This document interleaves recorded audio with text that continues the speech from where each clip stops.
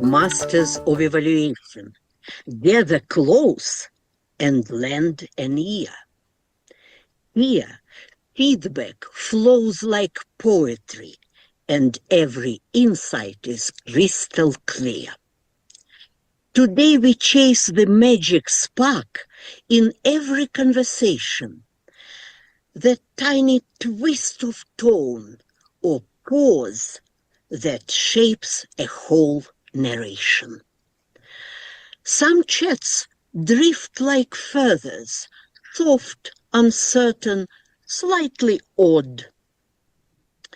Others land with brilliance, like approved by a speech-crafting god.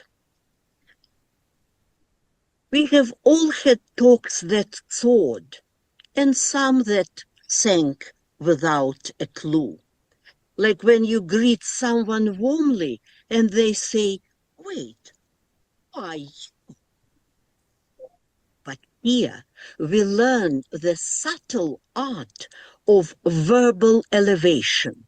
We turn simple lines to gems for your evaluation. And now, to guide us forward with her wisdom and her candor, I pass the magic microphone to Deputy President Sandra. Let's all give a round of applause for Tamara. I have to share with you that she has been sending me her greetings from every single meeting, and we're putting together a booklet of the lyrical Sergeant at Arms, which will be available to all members that are current in our club, as well as those who join. Now, we have someone kind of in between in our meeting today, and that is Mr. Jack Kaminsky. It's so good to see you again. I am There's a few people who don't know. honored to be here. Yeah. There's a few people who don't know you. Jack, why don't you tell us a little bit about yourself? I am a distinguished Toastmaster. I've been a Toastmaster for some 23 years and still counting. And I have given a zillion speeches over the years. And I am just happy to be here and to see all these friendly faces. So, welcome. Thank you. It is so good to see you again. And we also get to see David's face today. Yay. And with that, I am going to relinquish my duties to our Toastmaster of the day. I have other duties later, but please, let's give Jon White our warm welcome as Toastmaster of the day. Thank you very much. Thank you. Welcome, MOE. It's great to see our members and guests and people we haven't seen in a while, and Michael's floral shirt. It is a good day. Lynn, welcome to you as well. Today marks the International Day of Mastering Conversations That Matter. I don't know if you know me this well, but I take my conversations like life. I'm best when they're easy breezy. Life is going well. We're just saying how wonderful we are, and this constructive feedback is not ever being discussed. I'm also a sensitive person. I find it incredible that I've been a Toastmaster for 20 years and at MOE since its inception, where there's constructive feedback. Many times I didn't want to hear that, but how is it that I've stayed here? Because I'm in a community that cares about me and the tough conversation, the words of how I might improve. Can you imagine that, Pat? I could actually get better. Well, it is, but it's offered in love. And so when we are mastering these difficult conversations, hear what the person says, receive them. It might differ from what you have to say. You don't have to attack them. They're not attacking you or what you stand for. But our world is better because of all the different personalities and all the different perspectives. If they were all like me or Jack or Ray, as great as that may sound for a minute, it'd get real boring. So let's keep our ears open. Let's master these difficult conversations. Let's support each other. At least let the other person know, I heard what you said. I may respectfully disagree, but I'm here to support you and your perspective. With that, I want to master this meeting and acknowledge the people that are helping us run the meeting. Our general evaluator, Trudy Charles Young, PM3. What will you be doing today, Trudy? Today, good morning, Good morning. Toastmasters and guests.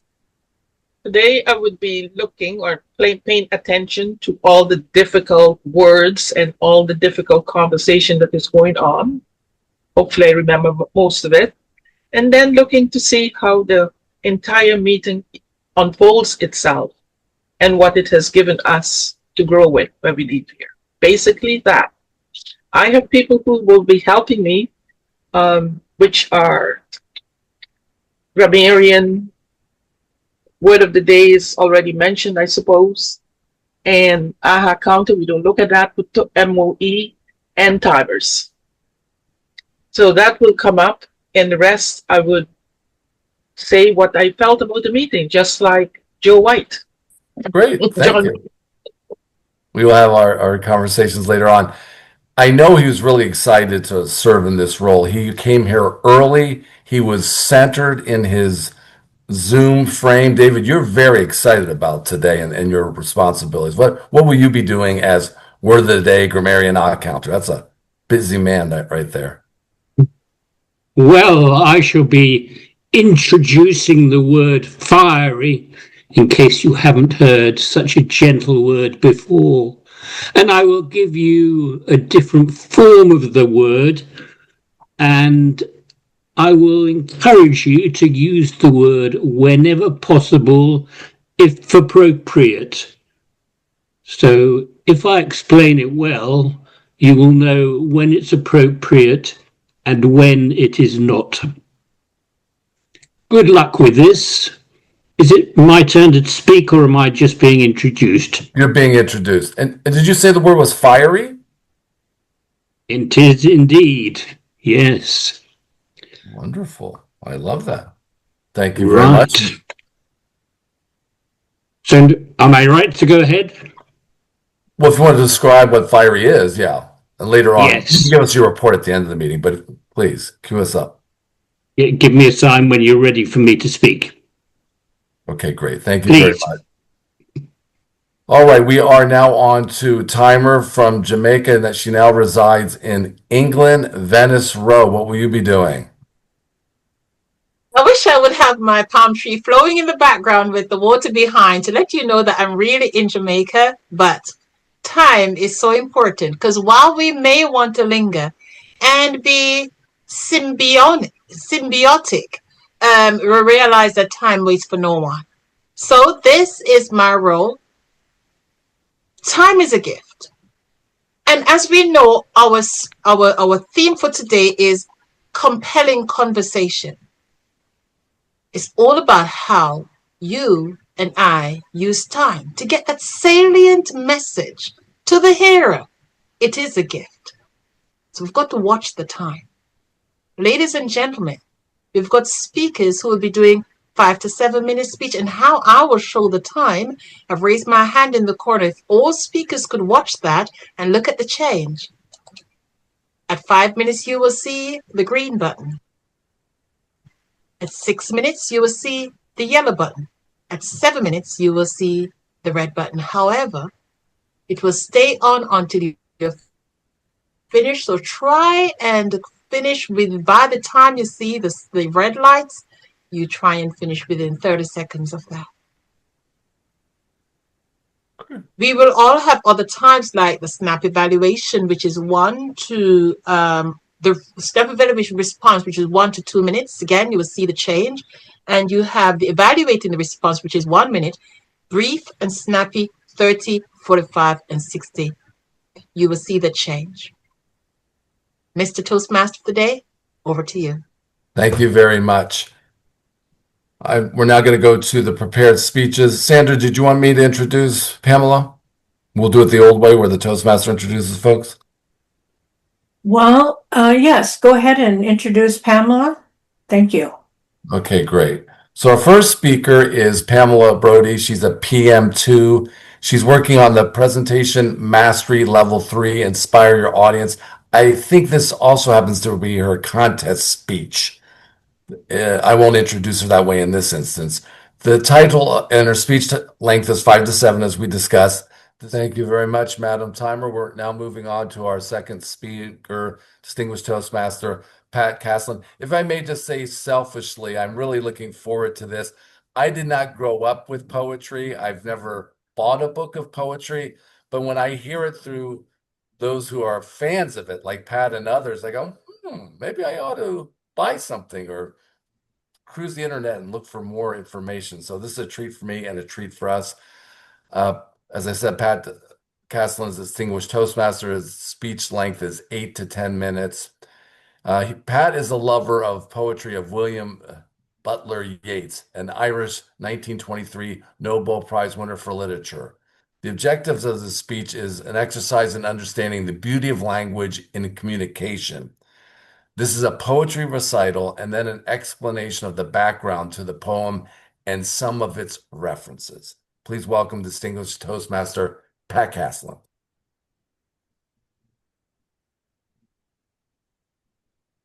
Thank you, Mr. Toastmaster. How is my warbling? It's warbling. All right. So this is a recital of the 1886 poem by William Butler Yeats called The Stolen Child. Where it dips the rocky highland of Sleuthwood in the lake, there lies a leafy island where flapping herons wake the drowsy water rats. There we've hid our fairy vats full of berries and the reddest stolen cherries. Come away, O human child, to the waters and the wild, with a fairy hand in hand, for the world's more full of weeping than you can understand. Where the wave of moonlight glosses the dim grey sands with light, far off by furthest Rosses, we footed all the night, weaving olden dances, mingling hands and mingling glances, till the moon has taken flight. To and fro we leap, and chase the frothy bubbles, while the world is full of troubles, and anxious in its sleep. Come away, O human child, to the waters and the wild, with the fairy hand in hand, for the world's more full of weeping than you can understand. Where the wandering water gushes from the hills above Glencar, in pools among the rushes that scarce could bathe a star, we seek for slumbering trout, and whispering in their ears, give them unquiet dreams, leaning softly out from ferns that drop their tears over the young streams. Come away, O human child, to the waters and the wild, with a fairy hand in hand, for the world's more full of weeping than you can understand. Away with us he's going, the solemn-eyed. He'll hear no more the lowing of the calves on the warm hillside, nor the kettle on the hob sing peace into his breast, nor see the brown mice bob round and round the oatmeal chest. For he comes, the human child, to the waters and the wild, with a fairy hand in hand, for the world's more full of weeping than he can understand. The Stolen Child, William Butler Yeats. I'm going to put it into the chat for you so that you can follow along with some of the things that I say. It should be there now, I think. If I have sent it to everybody, did it arrive? Let me do that again. So that is gone. Go, send. There we go. This poem is one of my favorites, and it is because it is based on geography, the geography of the northwest of Ireland, County Sligo, where Yeats was very emotionally attached. So the first three stanzas start with the word where dips the rocky highland, where the wave of moonlight glosses, where the wandering water gushes, and it's descriptive of a landscape and very much buried in that landscape in all that it says. It is. And the descriptions of that landscape are beautiful because he's describing a cliff face that falls into a lake where it dips the rocky highland. He's describing a beach at Ross's Point where the wave of moonlight glosses the dim grey sands with light. It's capturing the sea, the wave, it's capturing the light, it's capturing the sense that if you walk on a beach at night time and when the sands are wet in an absolutely most beautiful way. But the stanza I like the most and the descriptions I like the most about this is the second stanza where he's describing the celebration and the end and the party that the fairies are having, and I'll explain who the fairies are just in a moment. But it's I just love the language in that part because it goes think about this. Think about Irish dancing is engaged. It's a little like line dancing. People move up and down. It's a little like the old ballrooms. And I love the expression mingling glances, mingling hands and mingling glances. It's about that constant movement of people around and touching each other, looking at each other, and yet that standoff that you had in the old ballroom days where you weren't quite sure, should I approach or should I not approach? He weaving olden dances, mingling hands and mingling glances till the moon has taken flight. And then the contrast between we chase the frothy bubbles while the world is full of troubles and anxious in its sleep. So we're having a fantastic time, but the world is troubled and anxious. And the lovely rhyming scheme that comes with bubbles and troubles rhymes beautifully, but creates a fabulous sense of contrast in this poem. The fairies, by way of background, are mythical Irish people, and I don't know if anybody's ever heard of the banshee. So in Irish, the word ban is a woman and she is a fairy. So the female fairy, when you heard the banshee cry out at night, it was a portent of doom. Somebody was going to die or somebody had died and you hadn't heard of it yet. My mother, my late mother, who was from the country, said that she had heard the banshee many times, and it's not something that you want to hear. The fairies were not bad people, but don't mess with them either, because they built these forts that were called fairy forts, which were rocky enclosures that you find in the middle of fields, and typically with a hawthorn bush in them. They were called fairy forts. Entire motorway projects have been diverted in Ireland because of these fairy forts. Nobody will go near them or touch them because it's believed to be bad luck. And the reference to Ross's Point, to Ross's, far off by furthest Ross's, is a reference to a cave at the end of the beach at Ross's Point, which is on the sea in County Sligo, where it is said that if you fell asleep on the beach, the fairies would come and steal your soul. So far off by furthest Ross's is again bringing the landscape back into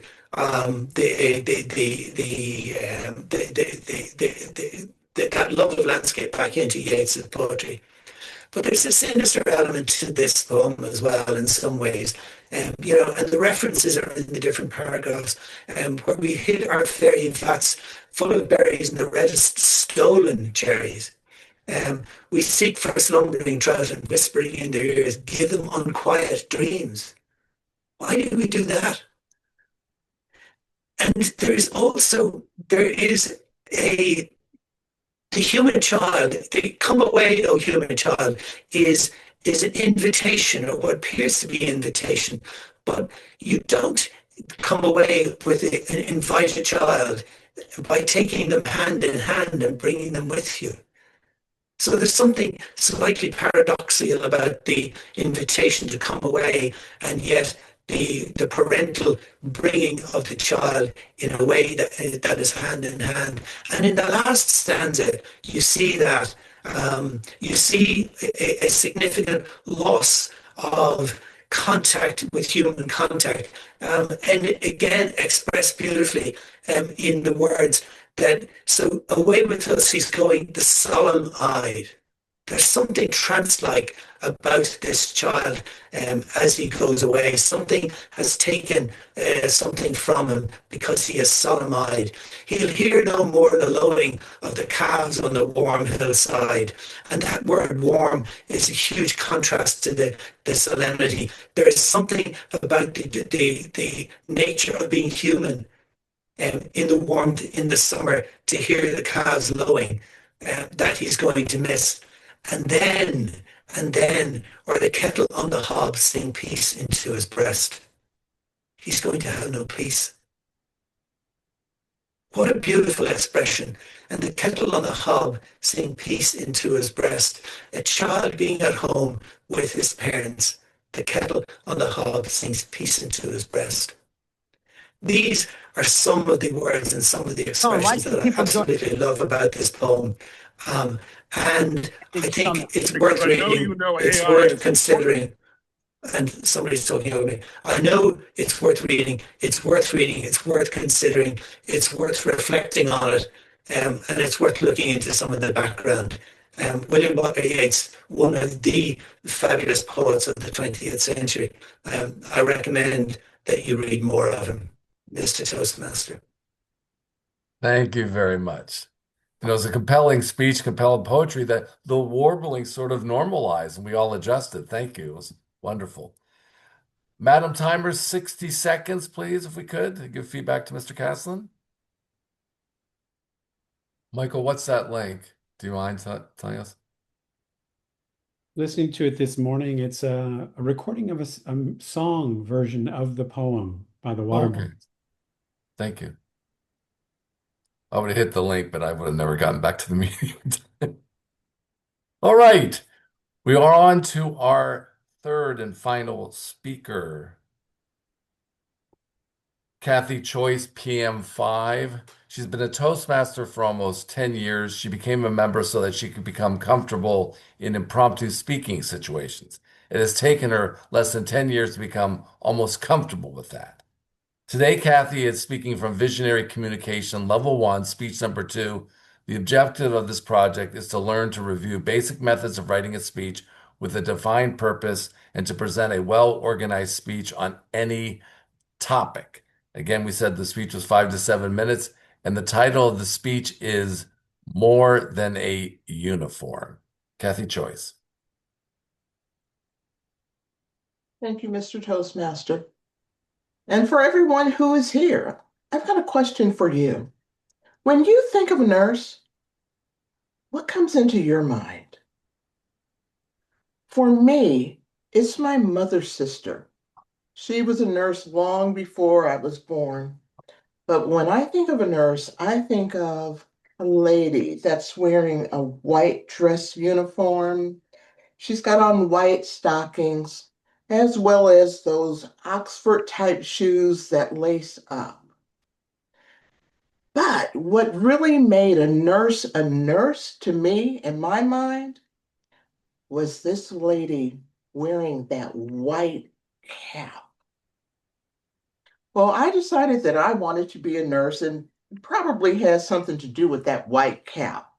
But you can't even begin to imagine how disappointed I was when I found out I wasn't getting a white cap.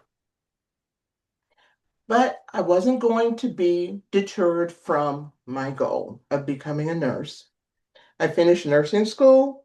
I passed the NCLEX exam with very few questions, which was great. And I got my license. I ended up getting my first job as a registered nurse in a hospital working at the bedside. Well before the end of my third 12-hour night shift, I realized this nurse thing at the bedside was not for me. what I realized was that I knew what nurses wore. I didn't know what nurses did.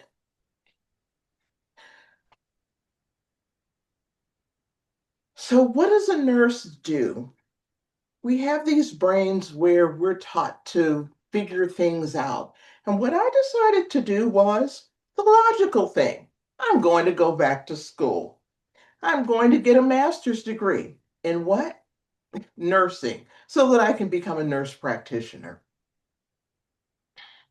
A couple years, actually, it was about 3 years in that I had been working in this job as a nurse practitioner.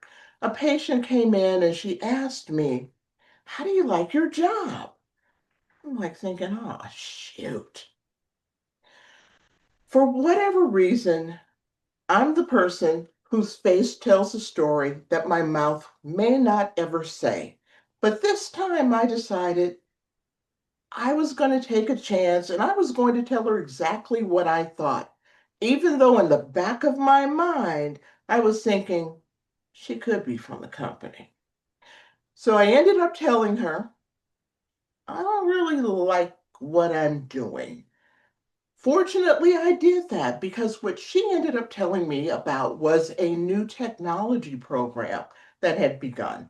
I enrolled in it, got into it, completed it, and the next thing I know, I'm doing IT for healthcare.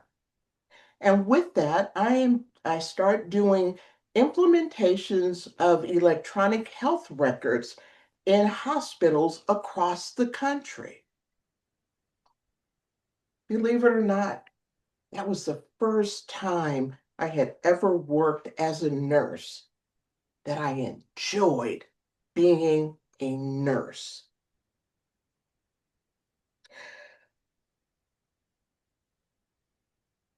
Well, here we are now, today, 2026, and we are on the cusp of something great with technology.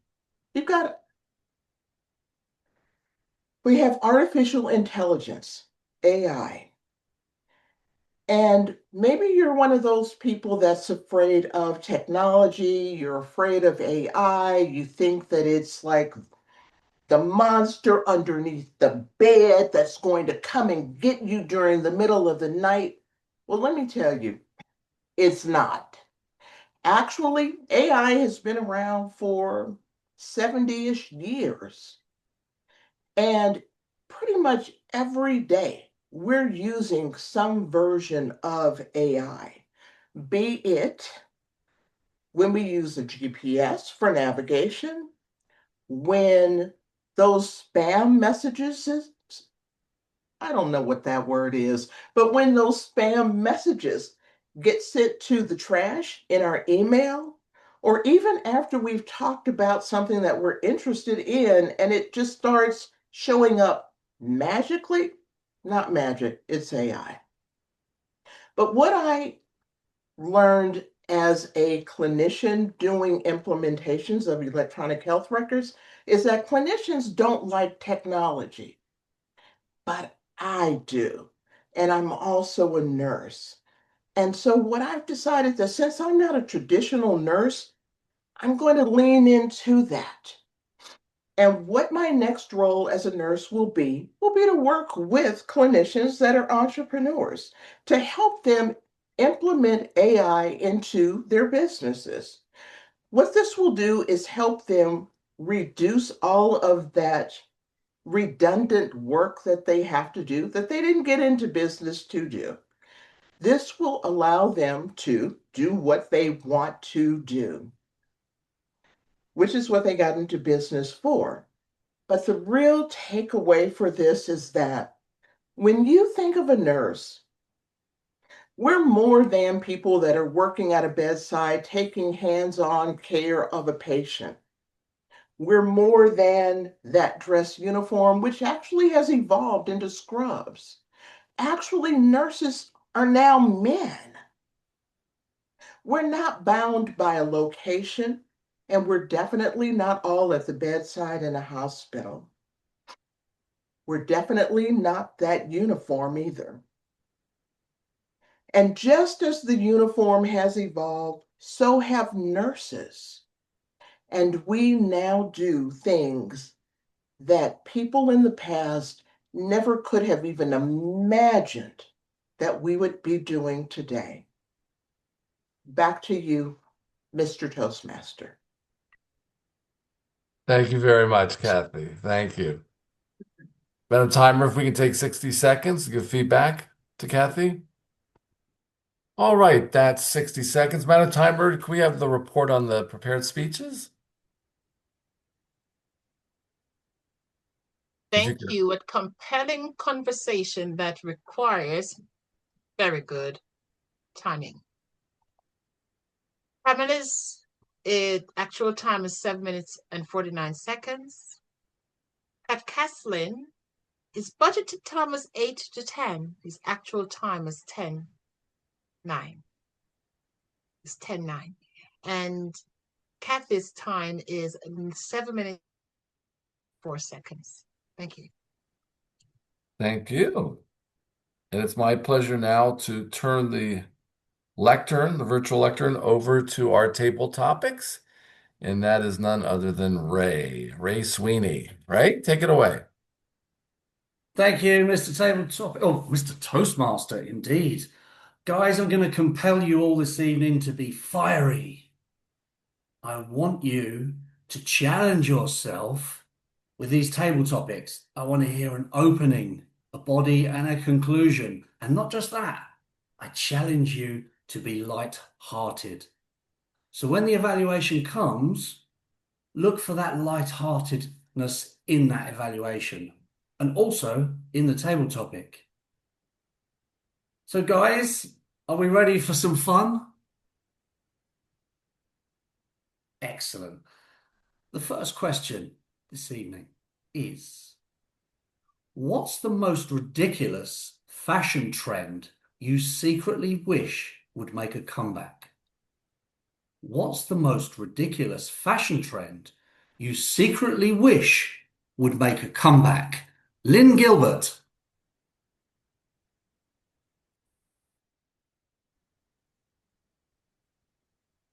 Lynn, you'll have to unmute.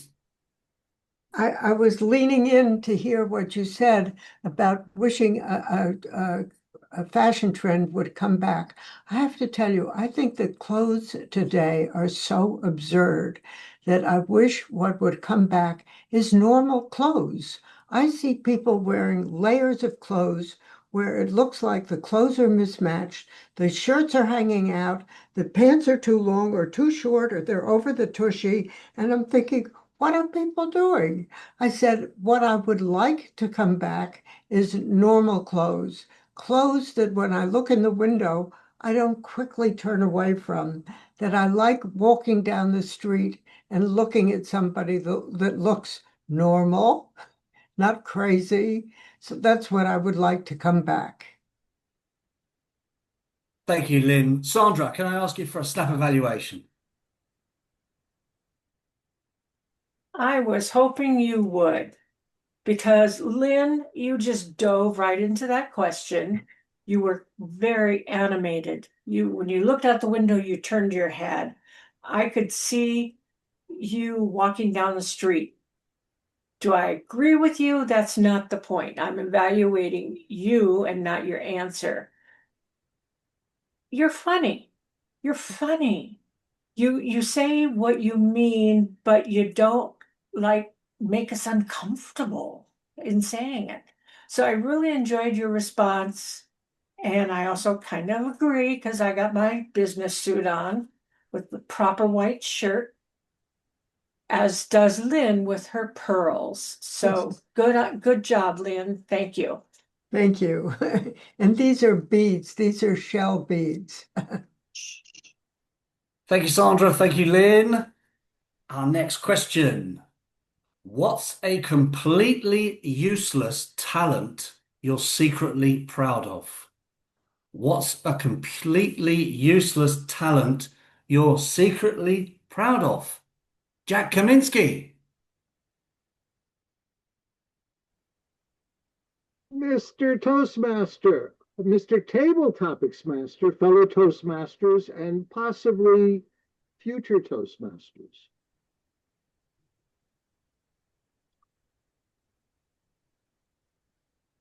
I am not going to give a fiery response to the question.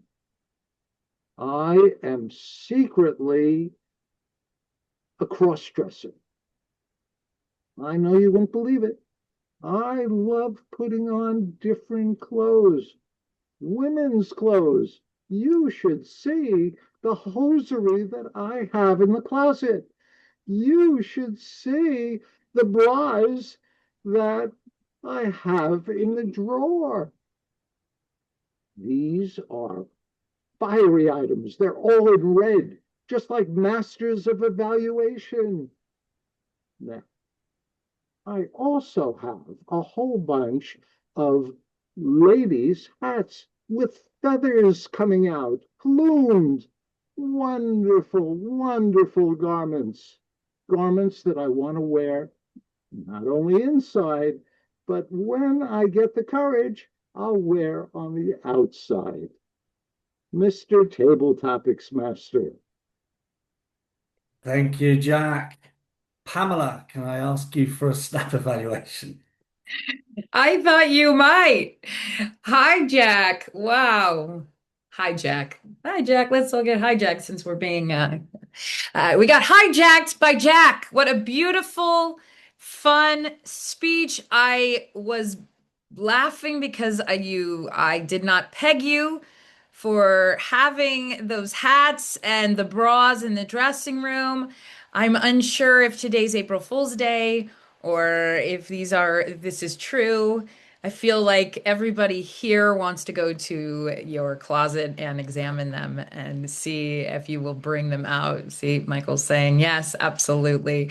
I thought it was really fun. And if it's true, then thank you for being vulnerable and real. And if it wasn't, then quite an imagination and details were fantastic. So thank you so much. It was great to hear you the first time I've met you. And I think you lightened up this whole meeting. Thank you. Thank you, Pamela. Some great twists and turns tonight. The next question. What harmless conspiracy theory do you jokingly believe? And why does it make sense to you? What harmless conspiracy theory do you jokingly believe? And why does it make sense to you? Trudy.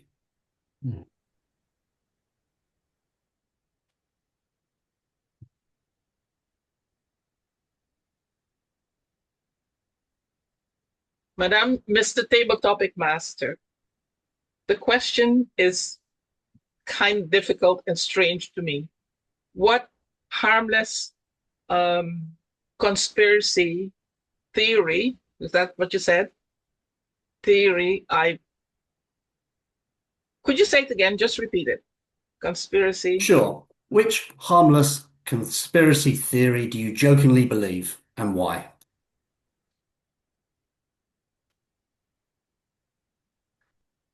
Well, I don't know how to answer this question, but I'll take it back home.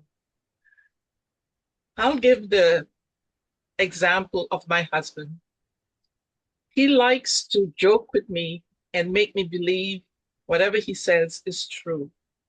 So that becomes to me a conspiracy because I never know when it's true or not. So what I do, I just believe it all and be vulnerable within that pathway with him. He jokes, he laughs, and when I realize one of it or many of it are not true, then I become not silly, but kind of dumb in his path, believing everything he says.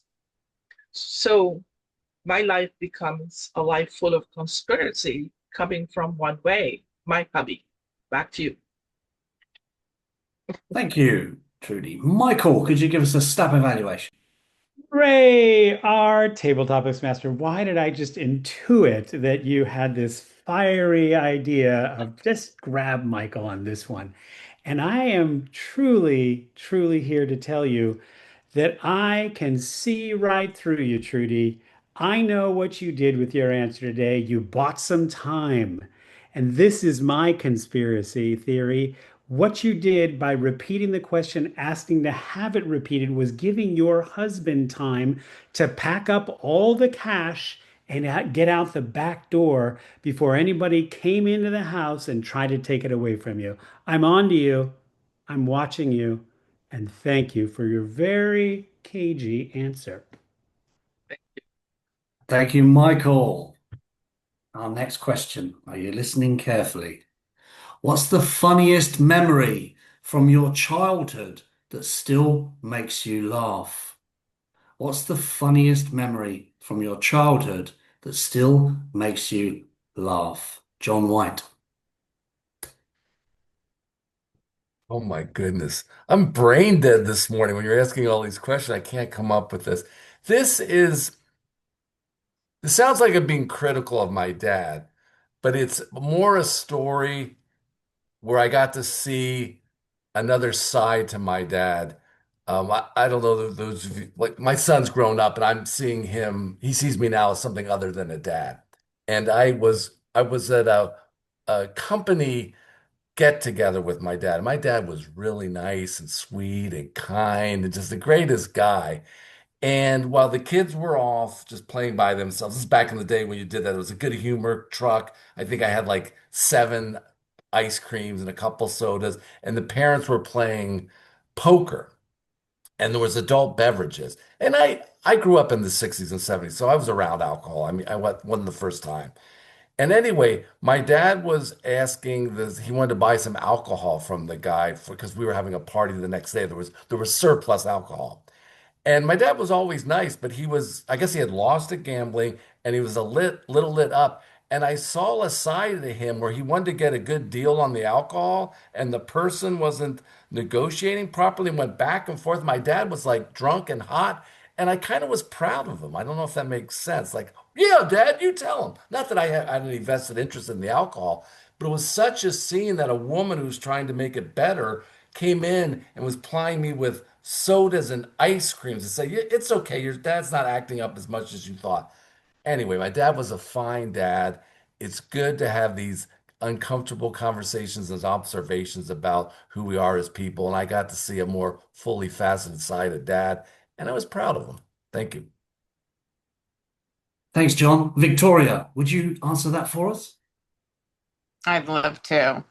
Um, Jon, this just filled me with so much nostalgia. I didn't grow up in the 60s and 70s, but close enough. And it was such a different time when it comes to cigarettes and alcohol. It was just, everybody just had at it in the car, at the movies, on the airplanes. Our parents were drunk all the time.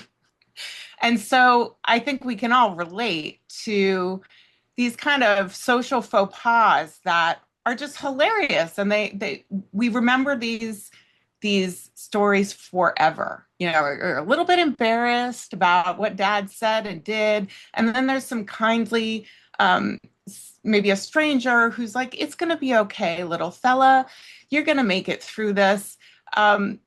Perfect telling of that social tension and how it also gave us a more inside view of how our parents, who were supposed to be all good and all knowing and all of these things, how they were just people like us.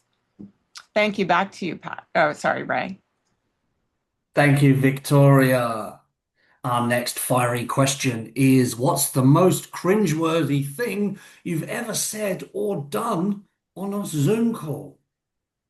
What's the most cringeworthy thing you've ever said or done during a Zoom call? Kathy.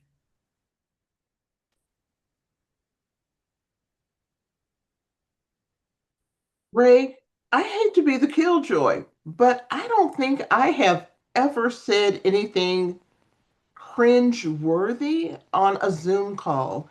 Toastmasters has taught me so much about being aware when being on a Zoom call. I have a cousin who told me about a woman she was on a Zoom call. The woman forgot she was on the call and was getting dressed. So what I do is I'm typically very still. I'm typically very metered and measured in what I'm going to say. I'm not trying to get embarrassed on a Zoom call, even though the majority of you I will never ever see in real life. So I don't have anything to expose about myself. I'm sorry. Back to you, Mr. Toastmaster. Table Topics Master, excuse me. Or that's the biggest thing that I will mess up. I'll call somebody by the wrong title. Back to you, Mr. Table Topics Master. Thanks, Kathy. Pat, will you summarize that for us? Thank you, Mr. Toastmaster. Thank you, Kathy. I was wondering, I was saying to myself, whoa, how would I answer that? Because, again, I don't think I've got too many cringeworthy things that I did on Zoom calls. I have plenty of them that I did otherwise, not on Zoom calls. So I might have deflected my question into that. But I think you gave a good, honest answer to that, Kathy. I think you probably should have deflected if there wasn't a cringeworthy thing, because we'd all love to hear cringeworthy things that all of us have done, and particularly in the context of some of the earlier table topics replies, because there are things there that we not sure that we could believe or want to believe or did believe. Yeah, and there are things there that were very real. So yeah, I think maybe a little bit more deflection of the question rather than facing it directly. But yeah, good answer. Thank you, Pat. Next question. If you became famous overnight for something, what would it be? If you became famous overnight for something, what would it be? David. Or I would become famous for being the second man who would admit, why don't you get a man in whenever a machine broke down? Yes, like many of you, I had mixed feelings about my father. But when, in the old days, what was called a tabulator, nowadays I believe is called a computer, something like that, he would say, when it broke down in front of him, this sophisticated computer, I think we call it nowadays, and he found he couldn't work it. And he would say, oh, get a man in. I'm really proud of him for saying that, because whenever anything vaguely like a tabulator or a computer breaks down in front of me, I get, oh, get a man in. That is incredibly funny for me. I'm sure looking at your faces, it's not. But I'm really proud of him that he could say that word like a real man, as if it was just something a man could handle. Yet most women can actually, handle some machine like that with far more skill than the average man. Don't you think? Well, it's up to you. Thanks, David. Venice, would you be so kind as to give us a snap evaluation? Sandra, would you mind to time Venice?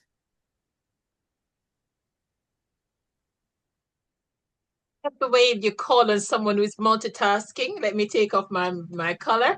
Thank you very much, David, for that privilege of seeing the other side of you. I love the way you started off and you came with a baseline question like get a man in, and then you're on all over, you explain that and you expand that with some additional meat, like attributing it to your father, get a man in. I love the way you use your voice on that, because then we can then see a kind of a relationship that demands so much more of our male figures in the community or in our home, but then not leaving out the ladies. So you give a great balance there. I would say that as a way of trying to engage the audience. Yes, you're reading the faces, but it's that I can see that no one is actually sort of smiling. That is just a wonderful way that we might be thinking and following your story and thinking, how does that relate to us? So fantastic speech right there. Thank you, Venice. I'm going to go with the last one. So listen carefully, please.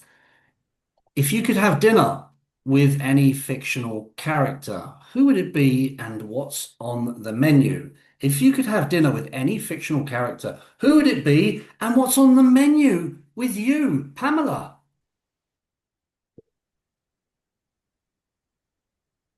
Oh, how delightful. Thank you. The tree from the giving tree. The tree. The story of the giving tree. How many of us love that story growing up? Right? We felt the love of this tree that keeps being chopped down for the boy. And when we read it as children, it just felt so wonderful that this tree would, this man, this child turned to a man, would come back to the tree and ask for more and more. And the tree would just give and give and give. And then when I turned 20 something, or maybe 30 later on, even when I had my own children, and I read the book and I thought, this poor tree, it gave everything away. And the boy just asked for more and more and more and more until it turned into a stump. It's a twist of that story. How much do we give of ourselves? Do we overgive? Are we too accommodating and forget ourselves and literally lose it? It's a debate. I'd love to see the tree because I know that tree was just so beautiful and so kind. And I'd love to try to ask the tree, what would it have done if it wasn't cut down to a very, very small stump? What breezes would it love to be? Would it love to be the one in Ray's background and swishing around and feel the wind in its hair before it just gave itself away to the boy that turned into an old man? Back to you, Ray. Thank you, Pamela. And with a fiery look in his eye, let me call on Michael. Wow, this is like ESP, Mr. Table Topics Master. I said he'll never call on me, and that's exactly why he will. And this is what I have to say. Pamela, what a wonderful, wonderful choice of book and character fictionally. I was thinking of Madame Dufarge in A Tale of Two Cities, and what the heck was she knitting about? But I found that out near the end of the book. But really, what I wanted to say was, what about these selfish kids? Come on, save the trees, save a couple of boughs, and maybe they'll appreciate it later when they need a little shade and they can't do anything but sit down and try to find some. So come on, stop giving so much and start teaching those kids a little respect. Thank you, Pamela. Thank you, Michael. And here bring us to a conclusion, taking us home on this light-hearted subject. I think you've achieved the objective tonight, and I'm going to hand it back to Mr. Toastmaster. Thank you so much. I will hand it right back to our general evaluator, Trudy. Trudy? Here. This has been so fiery.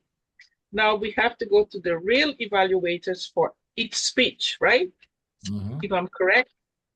We shall go now to the second evaluator. And Michael Schaefer. Are you ready?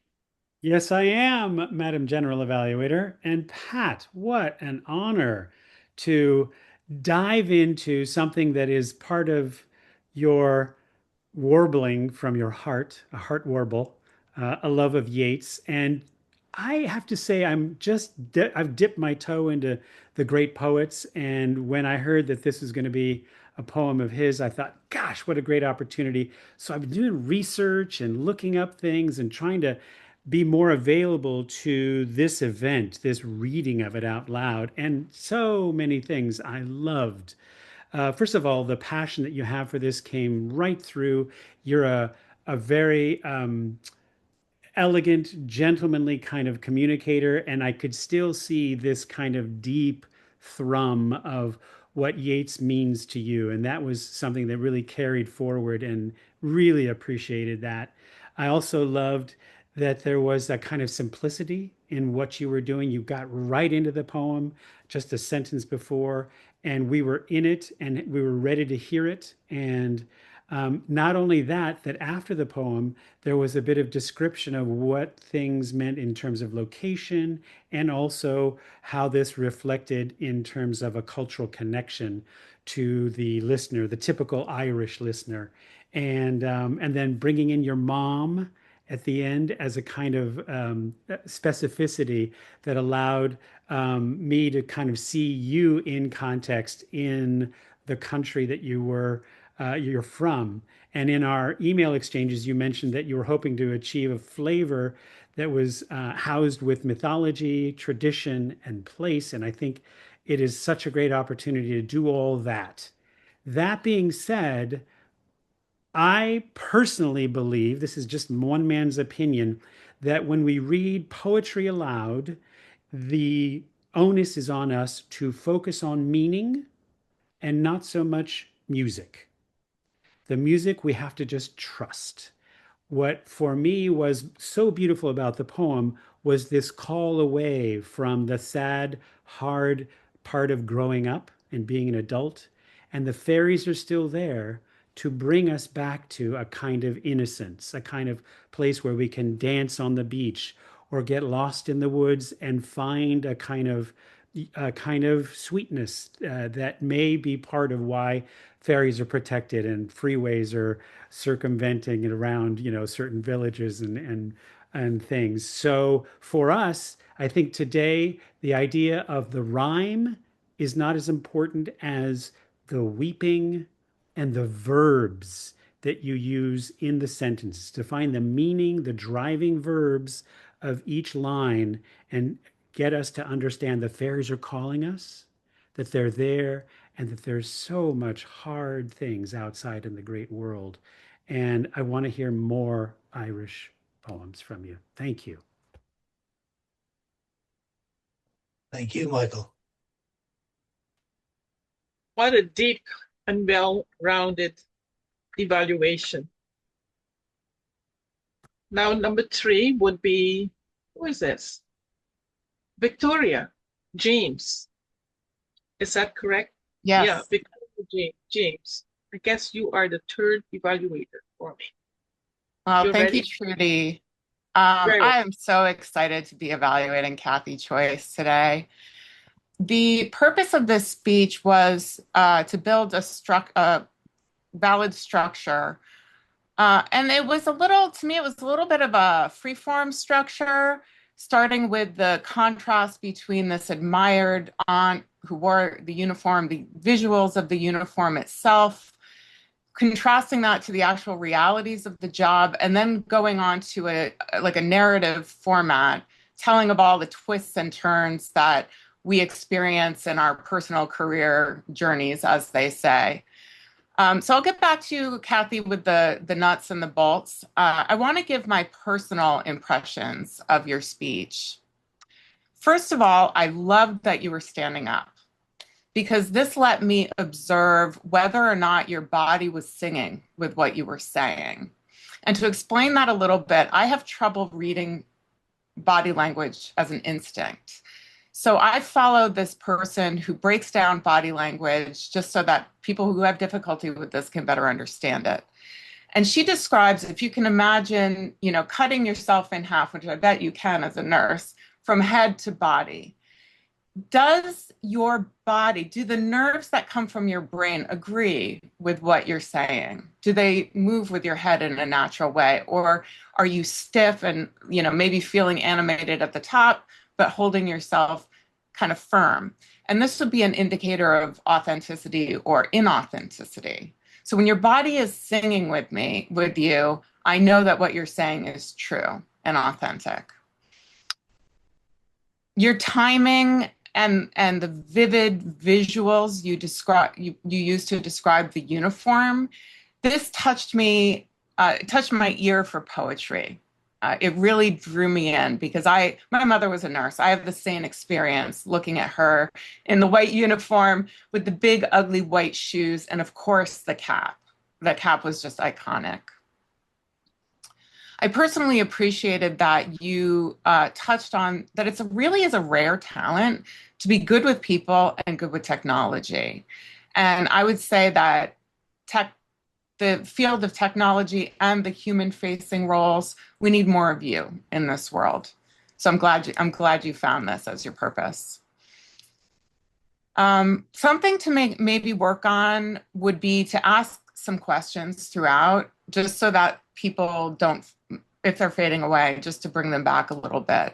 At one point you said, maybe you're one of those people who's afraid of AI.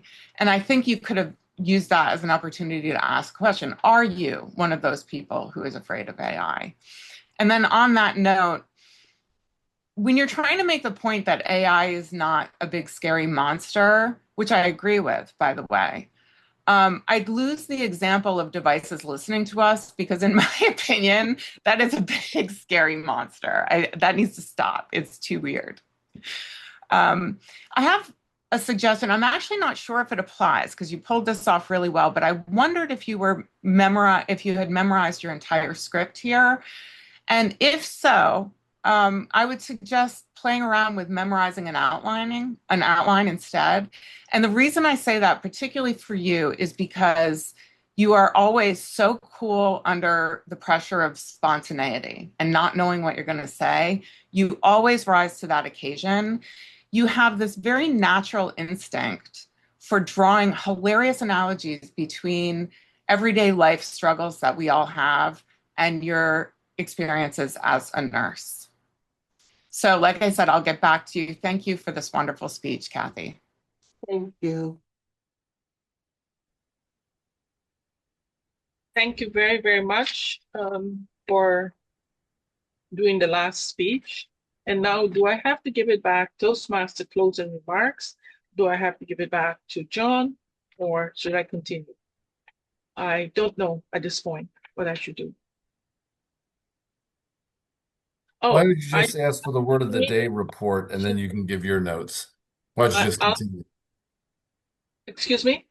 Why don't you ask for the word of the day report and then you can give your final summarizing comments? Yeah. Who gave the word of the day? We had 2 words of the day, but one was... Yeah, David will do this.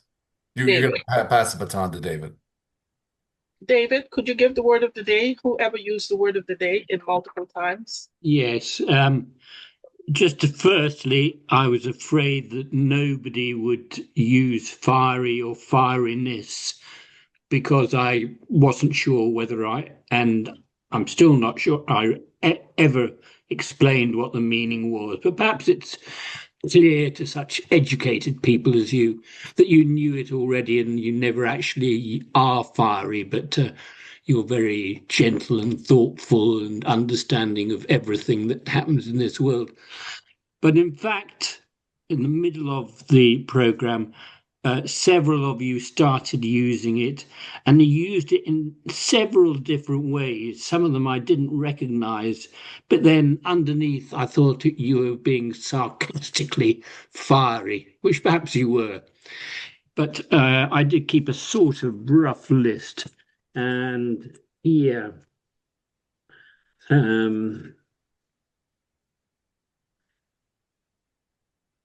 Thank you. If you're done. Yeah. Yes. So is that long enough for my report? That's good enough. Okay. We all got it because we all were fiery, and I'd like to continue on with giving a quick overview of how I see this meeting. We started off with the theme of the meeting, mastering the magic of compelling conversation.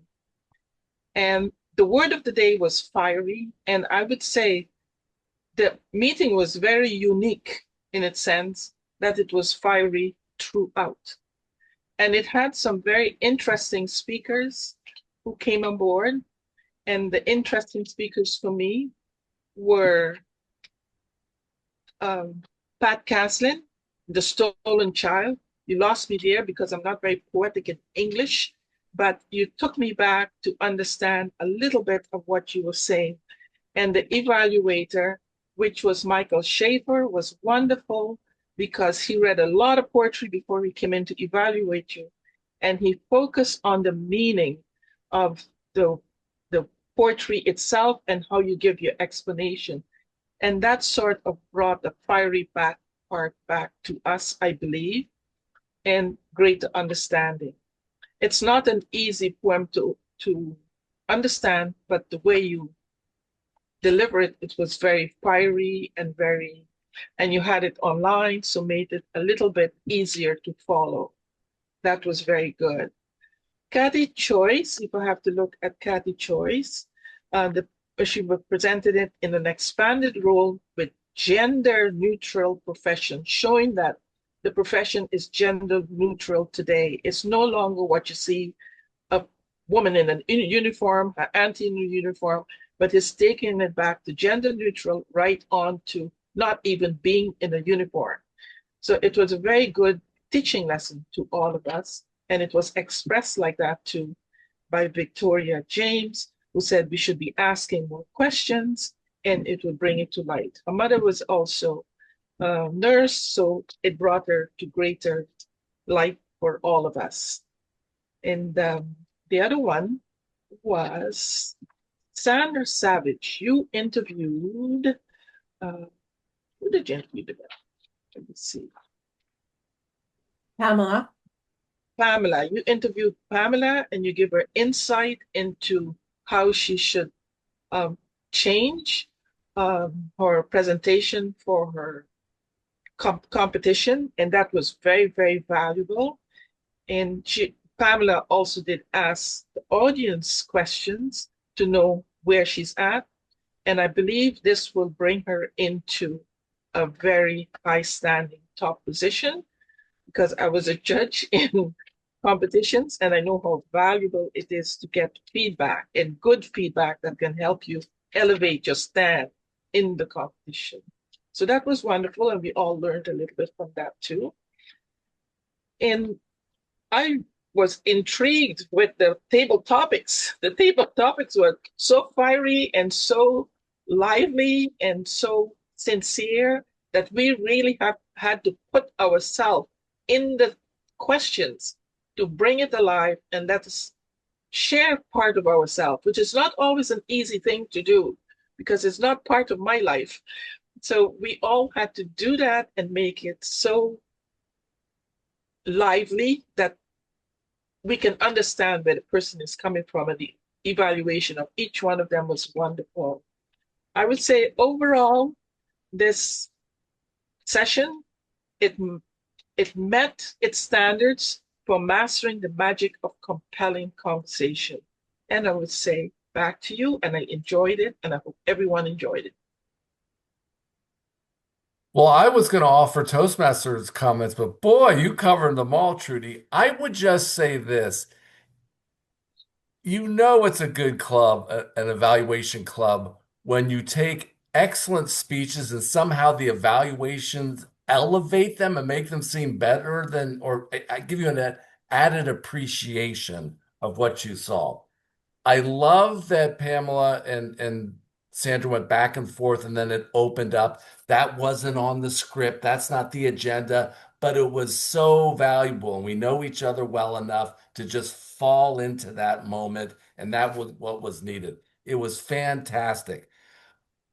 Kudos to Michael for the work that was being done. I don't mean to embarrass you, Pat, but you look so pleased. It's like you heard the poem you did and the things that you said. I mean, it was really, I think, I don't want to talk to you back. You were touched by Michael's efforts and the words that he shared with you. And then Victoria, you're so observant.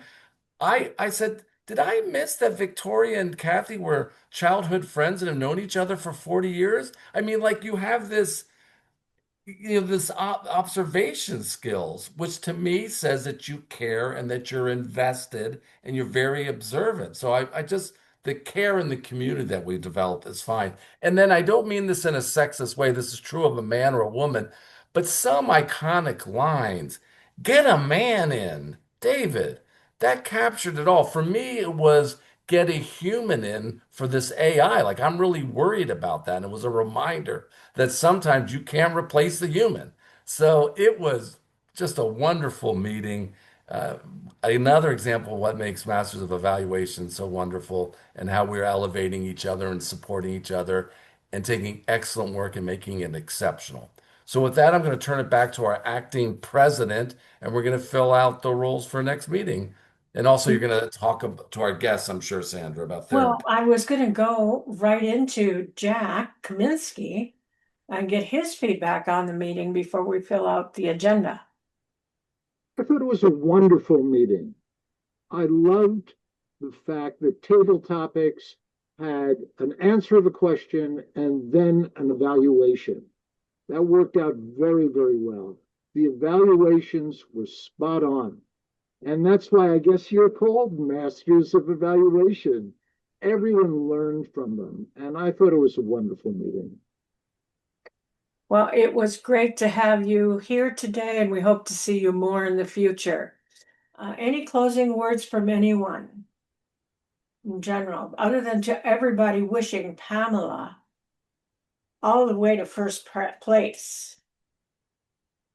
I think that speech has the potential to go all the way to first place and way beyond that, because it's so real, it's so true, and it's so well grounded, it's so emotionally honest, and it's something that so many people need to just think about and realize. I think you've got something phenomenally powerful there, Pamela, and I would definitely keep going at it. Yeah.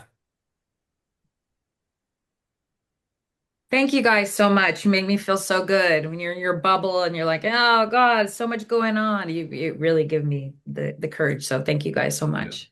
And it's better when you do it in person. You have your stage presence and the power. You feel it a little more deeply. Yeah.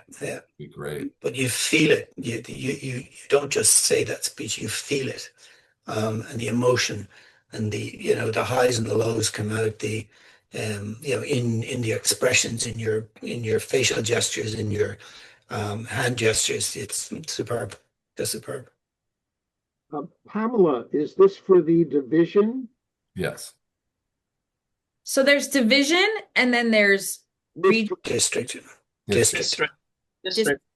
district, and region, and then what there's two No region. My finalists. Region. So if you win district, then they look at all the videos of those that won, and that's sort of the semifinal. So you may or may not make it. Do you know what I'm saying? Just winning the division doesn't guarantee that you go to the next level. But if you do, then there's a final after that. Yeah, well, there's 32 people, I think, and there are 32 people. Do there are 32 in that stage that they select the finalists from? It's I think it's a big group too. It's 16 or 32 goes to semifinal and then final, but you don't automatically get selected. Whoa. So they take the videos and then another judge, they choose people from that. Yes. Yeah. It's a real paring back. I mean, from district to the next level, there's a lot of people that don't make it. So district is the next one, and that's the only last one. After division. After you win division, you'll go. Yeah, that's the only guarantee. Yeah. Then they choose, and then is regional from the choosing. No, right? then there's a semifinal. Semifinal. No. Yeah. Semifinal. Okay. Thank you, guys. I think with a little bit of work, that speech could get to a semifinal. Yeah. No, seriously. Then you have to if you make it to semifinal, don't you have to change the speech too? Yeah. You have to change it for the final. Final. You have to have two speeches because they want the best speaker, not the best speech. Is what I've been told. Thank you, guys. I think what you've got for everyone can relate to your speech, as long as at the end they have an answer to what's in it for me. They want to feel good at the very end about themselves. So your encouragement as someone who's gone through this is really nice. And like I said, you just speak from your heart, and your face shows it. And there are so few speeches that are at that level, that caliber, that really reach in and make a difference. Thank you. it is really, John, like John said, I kind of wish I was in the room with all of you, because when it's in person, it really did take on a life of its own. I'm so glad we can do this on Zoom, but there is something about that when you get into person and deliver a speech is just a whole nother level.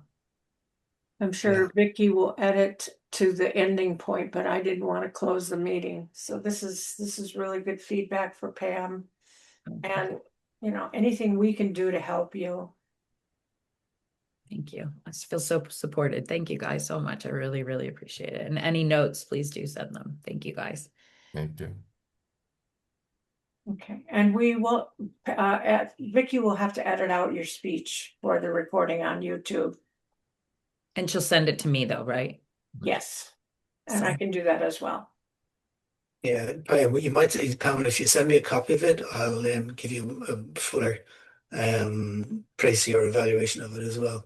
Thank you so and much. some pointers on things, small things that you might just tighten a little bit to really focus the message. Great. And related, because if it's universally relatable, and this speech is universally relatable, it's so much more powerful. Yes, and I need to cut some time, so I appreciate that. Yeah. Yeah. So if you send me that, you have my WhatsApp anyway. I think I sent you some other comments on that. Yeah. Yeah. Thank you so much.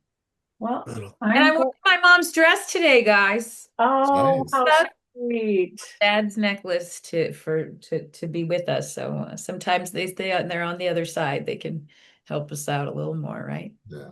Absolutely. Yeah. They sure can. Well, I am going to stop the recording.